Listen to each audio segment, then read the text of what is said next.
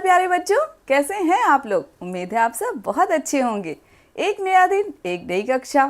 आज हम लोग कक्षा 3 विषय हमारा परिवेश पाठ 14 संचार के साधन पढ़ेंगे। आज की कक्षा में हम लोग पाठ का अंतिम भाग पढ़ेंगे और आज की कक्षा में हम जानेंगे कि संचार के साधनों का हमें कैसे उपयोग करना चाहिए। तो तैयार हैं आप लोग। और हम लोग क्या करेंगे, हम लोग अभ्यास के प्रश्नों को भी हल करेंगे जो आपकी पाठ्य पुस्तक में दिया हुआ है। तो आप लोग अपनी पाठ्य पुस्तक निकाल करके रख लीजिए और 14वां पाठ खोल लीजिए। तो चलिए प्रतिदिन की तरह हम लोग ज्ञान की देवी को स्मरण करते हुए आज की नई कक्षा की शुरुआत करते हैं। तो आज की कक्षा में आगे बढ़ने से पहले हम लोग एक बार दोहरा लेते हैं कि हम लोगों ने इसी पाठ की पिछली 2 कक्षाओं में क्या सीखा है। क्या सीखा है, चलिए बताइए। तो सबसे पहले आप ये चित्र देखिए, कुछ याद आया? ध्यान से देखिए, बहुत अच्छे। तो पहली कक्षा में हमने जाना कि संचार के साधन कहते किसे हैं। तो चलिए बताइए, क्या जाना था हमने? जिनके द्वारा हम सूचनाएं एक जगह से दूसरी जगह पहुंचाते हैं, वही तो संचार के साधन कहलाते हैं। और जैसे देखिए, पहले कबूतर, उसके बाद टेलीफोन, कंप्यूटर, टेलीविज़न, रेडियो, ये सारे क्या हैं? ये सारे संचार के साधन ही तो हैं ना।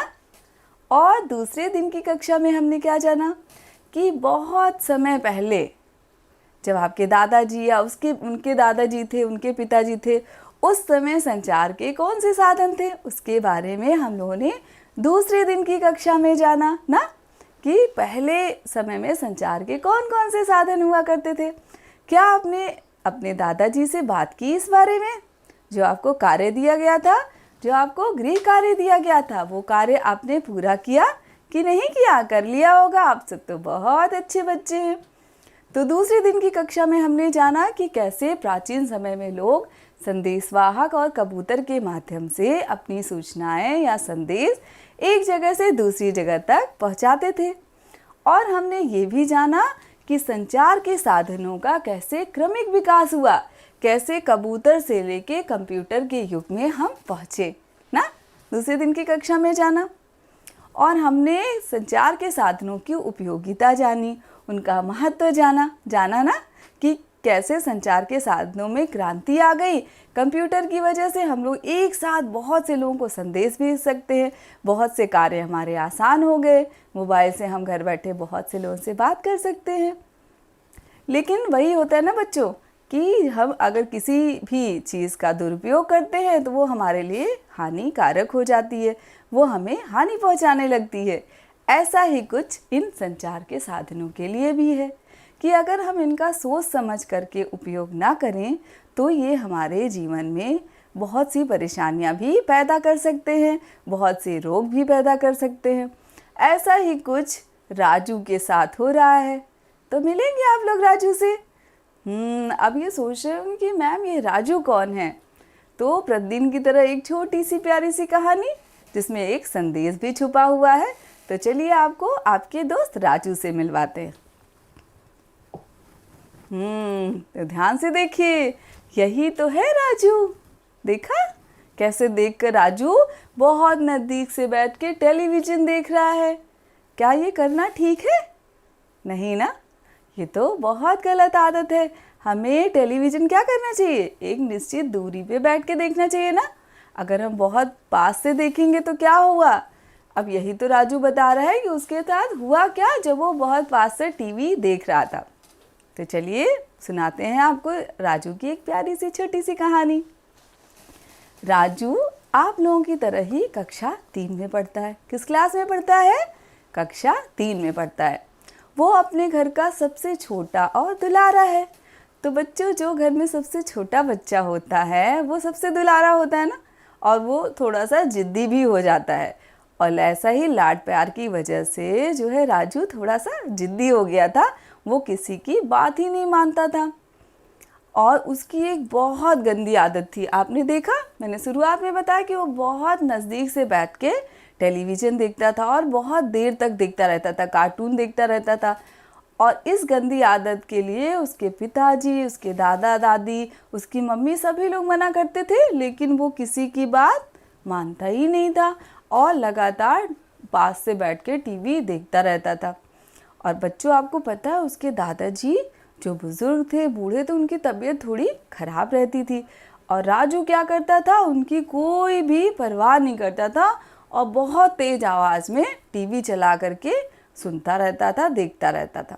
इससे उनके दादाजी को कितनी परेशानी होती थी। अब भाई वो किसी की घर में बड़ों की तो बात मानता ही नहीं था, तो क्या हुआ, अब उसके साथ क्या हुआ पता है, उसके आँखों से कम दिखना शुरू हो गया और आँखों से पानी निकलने लगा। अब भाई राजू तो छोटा बच्चा, वो तो घबरा गया। उसके पिताजी उसको कहाँ ले गए, डॉक्टर के पास ले गए।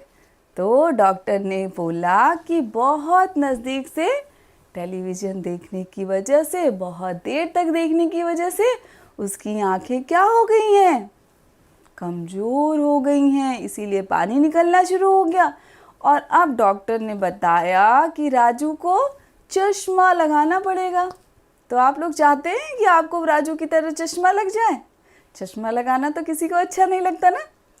तो भाई राजू को अपने किए पे बहुत पछतावा हुआ और उसने मन ही मन ठाना कि अब वो दूर बैठ करके टेलीविज़न कम समय के लिए देखेगा और बड़ों की बात मानेगा। जो भी हमारे घर के बड़े होते हैं, वो अगर कोई बात कहते हैं, कोई सलाह देते हैं, तो वो हमारे भले के लिए ही तो देते हैं ना। तो उनकी बात आप मानेंगे ना, और मैम की भी बात मानेंगे कि टेलीविज़न आप निश्चित दूरी पर कम आवाज़ में और बहुत थोड़ी देर के लिए शैक्षणिक कार्यक्रम, जो पढ़ाई लिखाई के कार्यक्रम आते हैं वो देखेंगे। कार्टून भी, मनोरंजन के भी देखिए, लेकिन एक थोड़े समय के लिए। तो आपने इस कहानी से सीखा ना कि राजू की तरह गंदी आदत नहीं अपनाएंगे, बड़ों की बात मानेंगे और टेलीविज़न एक निश्चित दूरी पर बैठ करके कम आवाज़ में देखेंगे। अब आइए देखते हैं कि आपके पाठ्य पुस्तक में संचार के साधनों के सही उपयोग के लिए, सही प्रयोग के लिए क्या क्या बताया गया है। तो आप लोग अपनी पाठ्य पुस्तक हमारा परिवेश संचार के साधन पाठ 14 खोल लीजिए। उसका आखिरी भाग पृष्ठ संख्या 87 जल्दी से खोलिए और जहाँ पे लिखा है साथियों से चर्चा करो। अब अपने साथियों से क्या चर्चा करनी है आपको, इस पे हम लोग बातचीत करते हैं और देखते हैं। 4-5 लोग आपस में बातचीत कर रहे हैं। अब कहीं पे 4-5 लोग खड़े हैं, वो लोग आपस में बातचीत कर रहे हैं। तभी वहाँ किसी के मोबाइल पर फ़ोन आता है। अब भाई किसी के मोबाइल पे फ़ोन आ गया और 4-5 लोग बात कर रहे हैं। वो मोबाइल से वहाँ पर ज़ोर ज़ोर से बात करने लगता है। क्या ये ठीक है या नहीं, इस पे चर्चा करिए। तो भाई आप अपने विवेक से, अपने बुद्धि से सोचिए कि क्या उसने जो किया वो ठीक था, नहीं ना। अगर 4-5 लोग आपस में बात कर रहे हैं तो हमें वहाँ पे मोबाइल फ़ोन का तेज़ से बात करते हुए प्रयोग नहीं करना चाहिए। थोड़ी दूरी पे चले जाएं, अपनी बात कर लें ना। यही तो एक अच्छे इंसान, एक अच्छा मैनर होता है ना, ऐसा ही करना चाहिए ना। देखो और पता करो। अस्पताल में लोग मरीज को देखने आते जाते हैं, वहाँ पर किसी के मोबाइल पर फ़ोन आने पर उसे क्या करना चाहिए। अब बताइए कि जैसे मोबाइल फ़ोन है, मोबाइल फ़ोन का प्रयोग क्या अस्पताल में करना चाहिए? नहीं करना चाहिए ना। वहाँ पे तो कितने बीमार लोग होते हैं, उनको परेशानी हो सकती है, इसलिए मोबाइल फ़ोन का प्रयोग अस्पताल में नहीं करना चाहिए। अब देखिए यहाँ पे क्या है, आपको कुछ दिख रहा है आपकी पाठ्य पुस्तक में? देखिए यहाँ पे क्या है, यहाँ पे कुछ चित्र बने हुए हैं, संचार के साधनों के चित्र, जिसको हम लोग पिछली कक्षाओं में भी जान चुके हैं, इनके बारे में चर्चा कर चुके हैं। तो आपको क्या करना है, चित्र देखो और नीचे दी गई तालिका में संचार के साधनों के नाम लिखो। तो इन सब संचार के साधनों को हम लोग अच्छे से जान चुके हैं। ये किस तरह के संचार के साधन है, इसके बारे में भी हम जान चुके हैं। तो आपको क्या करना है, इसमें से छांटना है, पढ़ने वाले साधन कौन से हैं, सुनने वाले साधन कौन से हैं, देखने और सुनने वाले साधन कौन से हैं। तो आपको क्या करना है, इसमें से छांटना है। जैसे पढ़ने वाले साधन, तो भाई ये अखबार या न्यूज़पेपर है, इसको हम लोग पढ़ते हैं, चिट्ठी को पढ़ते हैं, और ये पत्र पत्रिका है, इसको भी पढ़ते हैं। तो ये हमारा पढ़ने वाले साधन हो गए। और सुनने वाले साधन, तो सुनने वाले साधन भाई टेलीफोन हो गया, रेडियो हो गया, इनको हम सुनते हैं। मोबाइल पे भी सुनते हैं, लेकिन उसमें चित्र भी देख सकते हैं। देखने व सुनने वाले साधन, अब देखने व सुनने वाले जो बचे हुए हैं, जैसे टेलीविज़न, जिस पे हम कार्यक्रम देख भी सकते हैं, सुन भी सकते हैं, और मोबाइल फ़ोन, उस पर भी देख और सुन सकते हैं। कंप्यूटर हो गया, उस पर भी हम लोग देख और सुन सकते हैं। अपने शिक्षक या बड़ों से पता करो। अब आपको अपने बड़ों और शिक्षक से क्या पता करना है, चलिए इस पे देखते हैं। आपके आसपास डाकघर कहाँ है? तो पिछली कक्षा में हमने क्या जाना कि डाकघर में चिट्ठियाँ आती हैं ना, और आपने पता किया कि आपके गांव में डाकघर कहाँ बना हुआ है, पता किया कि नहीं? अगर पता कर लिया तो बहुत अच्छी, और नहीं तो आप अपने घर के किसी बड़े के साथ ज़रूर जाइए और डाकघर देख कर के आइए, आपको बहुत अच्छा लगेगा। डाकघर में किस तरह की चिट्ठियाँ या पत्र आते हैं? तो आप जब बच्चों डाकघर जाओगे तो ऐसा आपको एक लाल डब्बा उस डाकघर के आगे लगा हुआ मिल जाएगा। आप इसको देखेंगे, इसमें हम लोग अपनी चिट्ठियाँ डालते हैं, इसको पत्र पेटिका कहते हैं। क्या कहते हैं? पत्र पेटिका। इसमें हम लोग अपनी चिट्ठियाँ ले जाके डालते हैं, फिर जहाँ उनको जाना होता है वो वहाँ पहुँचा दी जाती हैं। पत्र पेटिका क्यों लगाई जाती है? तो अब तो इसमें हमने जान ही लिया कि पत्र पेटिका इसलिए लगाई जाती है क्योंकि हम उसमें आराम से अपनी चिट्ठियाँ डाल दें। चिट्ठियाँ एक जगह से दूसरी जगह कैसे पहुँचती हैं? तो कैसे पहुँचती हैं? जब आप अपने बड़ों से बात करेंगे, इसके बारे में जानकारी इकट्ठा करेंगे, डाकघर जाकर के वहाँ के लोगों से बात करेंगे, तो आपको बहुत कुछ नया जानने को मिलेगा। जैसे जो यातायात के साधन होते हैं, उनके माध्यम से चिट्ठियाँ एक जगह से दूसरी जगह पहुँचाई जाती हैं, फिर जो डाकिया होते हैं वो निश्चित स्थान पर ले जाकर चिट्ठियों को पहुँचा देते हैं। तो आपको बहुत कुछ नया जानने को मिलेगा। चिट्ठियाँ हमारे पास कौन पहुँचाता है? तो ये तो पहले ही हम जान चुके कि चिट्ठियाँ जो है वो डाकिया लेकर आते हैं और एक जगह से दूसरी जगह पहुँचाते हैं। ठीक है, उसके बाद आते हैं ध्यान रखो। अब ध्यान रखो, किस चीज़ का ध्यान रखो? संचार के साधनों का उपयोग कैसे करना है, कैसे हमें ध्यान रखना है, इस पे हम लोग थोड़ा सा बातचीत कर लेते हैं, जान लेते हैं और समझ लेते हैं। संचार के साधन हमारे बहुत काम आते हैं, जैसे कि हमने जाना, लेकिन इनका प्रयोग करते समय कुछ सावधानियां हमें रखनी चाहिए। क्या क्या सावधानियां रखनी चाहिए, चलिए देखते हैं। सड़क पर चलते या सड़क पार करते समय मोबाइल फ़ोन का प्रयोग नहीं करना चाहिए, मोबाइल फ़ोन पे बात नहीं करनी चाहिए। रेडियो या टेलीविज़न तेज़ आवाज़ में कभी नहीं चलाना चाहिए, तेज़ आवाज़ से दूसरों को परेशानी हो सकती है। तो हमने देखा कि राजू कैसे टीवी तेज़ आवाज़ में देखता था, उसी तरह रेडियो भी तेज़ आवाज़ में नहीं सुनना चाहिए, इससे दूसरों को परेशानी हो सकती है। टेलीविज़न बहुत पास से न देखें, पास से देखने पर आँखें खराब हो सकती हैं। तो आज की कहानी तो इसी पे आधारित थी ना, कि राजू की आँखें कैसे कमज़ोर हो गई। वो तो छोटा सा बच्चा है, लेकिन अभी से गलत आदत की वजह से उसकी आँखें क्या हो गई, कमज़ोर होने लगी थी ना। तो इन बातों का आप ध्यान रखेंगे, तभी तो संचार के साधनों का सही उपयोग करके जीवन को बहुत सरल और अच्छा बना सकते हैं ना। अब बच्चों, आज की कक्षा में हमने संचार के साधनों का सही उपयोग कैसे करें इसको जाना और समझा। अब इस कक्षा का सार इन चित्रों में छिपा हुआ है। तो चलिए इन चित्रों को पहले ध्यान से देखिए और इन चित्रों को देखने पे आपके दिमाग में क्या आ रहा है उसको सोचिए। सबसे पहला चित्र देखते हैं। क्या है पहला चित्र? पहले चित्र में राजू की तरह एक बच्चा बहुत पास से बैठ करके टेलीविज़न देख रहा है। तो क्या ये ठीक है? नहीं, ये बहुत गलत आदत है। बहुत पास से बैठ करके टेलीविज़न नहीं देखना चाहिए, इससे आँखों पे बहुत बुरा असर पड़ता है और आँखें कमज़ोर हो सकती हैं ना। बहुत तेज आवाज़ में रेडियो न बजाएं। तो भाई वो दूसरा वाला ऑप्शन देखिए कि एक बच्चा है वो बहुत तेज आवाज़ में रेडियो सुन रहा है, लेकिन क्या ये ठीक है? नहीं, हमें बहुत तेज आवाज़ में रेडियो नहीं सुनना चाहिए। सामान्य आवाज़ में, धीमी आवाज़ में सुनिए, क्योंकि ये आपके मनोरंजन के लिए है, दूसरे को इससे परेशानी नहीं होनी चाहिए ना। तो रेडियो बहुत तेज आवाज़ में नहीं सुनना चाहिए। अब इस चित्र को ध्यान से देखिए, देखिए आप लोग कभी अस्पताल गए होंगे, ज़रूर गए होंगे। ये एक अस्पताल का चित्र है। अस्पताल कौन चाहता है? हॉस्पिटल कौन चाहता है? जो बीमार लोग होते हैं।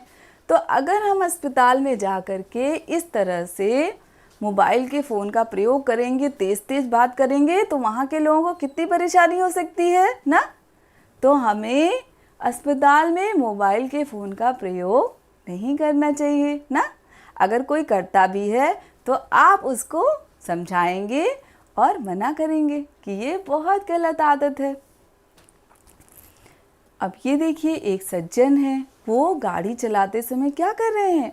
मोबाइल फ़ोन का प्रयोग कर रहे हैं। चित्र को ध्यान से देखिए। तो क्या ये ठीक है? नहीं। जब हम गाड़ी चला रहे हों तो उस समय हमारा ध्यान ना भटके, एक्सीडेंट ना हो जाए, दुर्घटना ना हो जाए, उसके लिए हमें क्या करना चाहिए? मोबाइल फ़ोन का प्रयोग गाड़ी चलाते समय नहीं करना चाहिए। ये बहुत गंदी आदत है। इससे हम अपना नुकसान तो करते ही हैं, सामने वाले का भी नुकसान करते हैं, अपनी जान जोखिम में डालते हैं और दूसरे को भी हानि पहुंचाते हैं। तो ये बहुत गलत आदत है। सड़क पर चलते समय फ़ोन का प्रयोग ना करें। अब इस चित्र को देखिए, ये एक सज्जन है और उधर से कार आ रही है और ये मोबाइल फ़ोन पे बात करते हुए सड़क पार कर रहे हैं। ऐसा करना चाहिए? ऐसा तो बिल्कुल भी नहीं करना चाहिए ना। इससे बहुत बड़ी दुर्घटना हो सकती है, जान का खतरा भी हो सकता है ना। तो जब भी हम सड़क पे चलें या सड़क पार करें तो हमें यातायात के नियमों का पालन करना चाहिए और कभी भी भूल करके भी इस तरह से मोबाइल फ़ोन का प्रयोग नहीं करना चाहिए ना। अब ये देखिए, ये तो सभी लोग करते हैं, कोई ऐसा बच्चा नहीं होगा जो ये कार्य ना करता हो ना। आप लोग बहुत देर तक मोबाइल फ़ोन का प्रयोग करते हैं, कार्टून देखते रहते हैं, बहुत से कार्यक्रम देखते रहते हैं। ये बहुत गलत आदत है बच्चों, ऐसा नहीं करना चाहिए। मोबाइल फ़ोन का प्रयोग बच्चों को नहीं करना चाहिए। बहुत ज़रूरी हो तो आप बड़ों की देख रेख में प्रयोग कर लीजिए। इससे आपकी आँखों की रोशनी पे असर पड़ता है, बहुत सी बीमारियाँ हो जाती हैं और सबसे ज़्यादा आपके समय की बर्बादी होती है ना। तो जब आप बड़े हो जाएंगे, जब आप अच्छा बुरा सोचने लगेंगे, तब इनका प्रयोग करिएगा। अभी आप सब मोबाइल फ़ोन का बहुत कम प्रयोग करेंगे ना। तो देखिए, ये आज आपने सीखा कि संचार के साधनों का कैसे प्रयोग करना चाहिए। अब आते हैं आपके अभ्यास के प्रश्नों की तरफ। तो हमने पिछली 2 कक्षाओं में बहुत से अभ्यास के प्रश्न पहले ही हल कर लिए हैं। अब ये सारे प्रश्न तो बहुत सरल हैं, तो चलिए जल्दी एक बार दोहरा लेते हैं और इनको हल करते हैं। संचार के साधन किसे कहते हैं? तो इसको तो हमने कितनी बार जाना कि जिनके माध्यम से सूचनाएं एक जगह से दूसरी जगह पहुंचाई जाती हैं, उनको संचार के साधन कहते हैं। संचार के साधनों के लाभ लिखो। तो चलिए, कितने हमने लाभ जाने कि इससे हमें बहुत से मनोरंजन, खेल जगत, देश दुनिया की खबरें और पढ़ाई से संबंधित शैक्षणिक कार्यक्रम हमें घर बैठे देखने को मिलते हैं। तो इसके तो बहुत अनगिनत लाभ हैं, लेकिन इसका सही ढंग से अगर उपयोग किया जाए तो। किन्हीं 2 संचार के साधनों के नाम एवं उनकी उपयोगिता लिखिए। तो बच्चों, कितने हमने संचार के साधन जाने और सबकी अलग अलग उपयोगिता भी जानी। तो आप टीवी, मोबाइल, जो भी आपके जीवन में उपयोगिता है उसको आप सोच करके खुद से लिखिए। डाकिया के क्या कार्य होते हैं? तो अभी हमने पाठ्यपुस्तक में पढ़ा, पिछली कक्षाओं में भी जाना कि डाकिया जो हैं वो पत्र या चिट्ठी हमें ले आकर के पहुंचाते हैं, घर घर देके जाते हैं। सही कथन के सामने सही और गलत कथन के सामने गलत का निशान लगाइए। तो चलिए लगाते हैं भाई। पहला क्या है? सड़क पर चलते या पार करते समय मोबाइल फ़ोन पर बात करना चाहिए। ये तो बहुत गलत आदत है, हमें मोबाइल फ़ोन पे बात नहीं करनी चाहिए, इससे दुर्घटना हो सकती है। तो ये गलत का निशान लगा दीजिए। टेलीविज़न बहुत पास से नहीं देखना चाहिए। बहुत अच्छे, ये बहुत अच्छी आदत है कि जब भी हम टेलीविज़न देखें तो एक निश्चित दूरी पर पे देखें। तो ये सही का निशान लगा लीजिए आप। रेडियो बहुत तेज़ आवाज़ में सुनना चाहिए? नहीं, इससे आपको के कानों पे बुरा असर पड़ता है और आपके आसपास के लोगों को भी परेशानी हो सकती है। तो रेडियो पे बहुत तेज़ आवाज़ में उसको नहीं सुनना चाहिए। कंप्यूटर से संदेश भेजने में देरी होती है? नहीं भाई, कंप्यूटर से तो संचार क्रांति आ गई है, तो हम लोग एक साथ बहुत जल्दी बहुत लोगों को संदेश भेज सकते हैं। तो ये भी गलत का निशान हो जाएगा, ये कथन गलत है। सोचो और लिखो, ये आपको सोचना और लिखना है कि टेलीविज़न या टीवी में कौन कौन से कार्यक्रम आते हैं, तुम्हें कौन सा कार्यक्रम देखना पसंद है और क्यों, ये आपको लिखना है भाई। तुम्हारे भाई या बहन को क्या पसंद है, उनसे पूछ कर के लिखो। अब कौन से कार्यक्रम आते हैं और उसमें कौन सा कार्यक्रम उनको पसंद है, उसको देख कर के वो लिखें। शुभकामना संदेश बनाओ, तो इसके बारे में हम आगे आपको अच्छे से समझाएंगे कि किस तरह आपको शुभकामना संदेश बनाना है। तो बच्चों, आज की कक्षा में हमने क्या सीखा, क्या जाना, उसको एक बार हम और आप मिलकर के दोहरा लेते हैं। तो तैयार हैं आप लोग? तो चलिए हमारे साथ दोहराइए। हम बोल रहे हैं, आप हमारे साथ बोलिए। चलिए। संचार के साधन बहुत उपयोगी होते हैं, लेकिन उनका प्रयोग बहुत सोच समझ करके करना चाहिए। क्या? बहुत सोच समझ करके संचार के साधनों का प्रयोग करना चाहिए। टेलीविज़न बहुत पास से और बहुत तेज़ आवाज़ भी नहीं देखना चाहिए। देखिए, ये बहुत गलत आदत है, हमें बहुत पास से टेलीविज़न नहीं देखना चाहिए। सड़क पार करते समय मोबाइल पर बात नहीं करनी चाहिए, मोबाइल पर बात नहीं करनी चाहिए। अस्पताल में मोबाइल का प्रयोग नहीं करना चाहिए। रेडियो बहुत तेज़ आवाज़ में नहीं चलाना चाहिए ना, इससे परेशानी हो सकती है और कानों पे भी बुरा असर पड़ सकता है।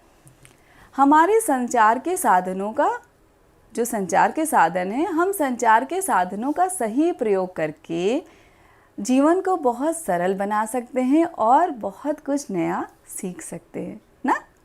ये हमारे जीवन को बहुत अच्छा बना सकते हैं, बस इनका सही तरह से उपयोग करना चाहिए।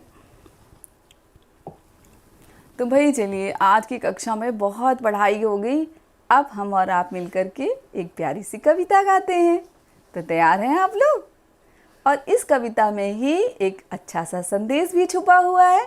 तो चलिए खड़े हो जाइए, हम और आप मिलकर के ये प्यारी सी कविता गाते हैं।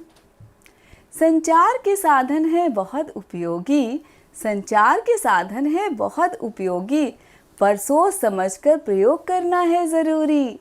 संचार के साधन है बहुत उपयोगी, पर सोच समझकर प्रयोग करना है बहुत ज़रूरी। जब भी हम सड़क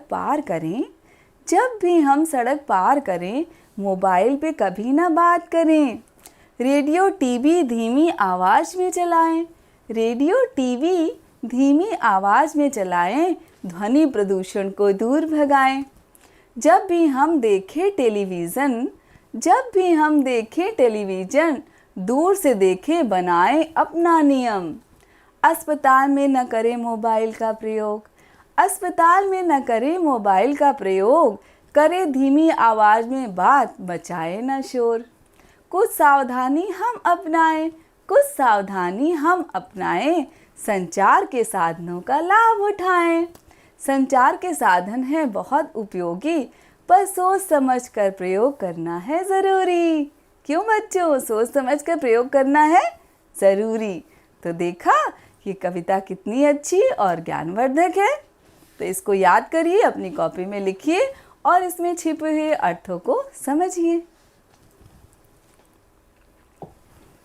अब आता है आपका गृह कार्य कि आपको घर पर क्या करना है ना। तैयार हैं आप लोग गृह कार्य के लिए? तो सबसे पहले तो जो हमने अभ्यास के प्रश्नों को हल किया ना, उनको आपको अच्छे से अपनी उत्तर पुस्तिका में लिखना है और उसकी तैयारी भी करनी है। तो हमने इतने अच्छे से इन प्रश्नों को हल कर लिया। अब आप सरलता से उसको अपनी उत्तर पुस्तिका में लिख लीजिए।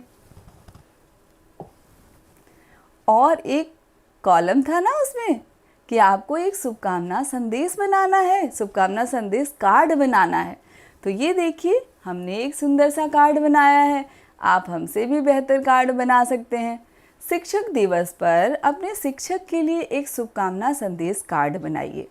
तो देखिए, जैसे मैंने यहाँ पे हैप्पी टीचर्स डे लिखा है, आप भी इस तरह से कुछ अपने हिसाब से और भी प्यारा और सुंदर बना सकते हैं और उनके बारे में, जो आप अपने शिक्षक के बारे में संदेश लिखना चाहते हैं, उस शुभकामना संदेश कार्ड में लिख करके उनके लिए आप बना दीजिए। है ना मज़ेदार कार्य?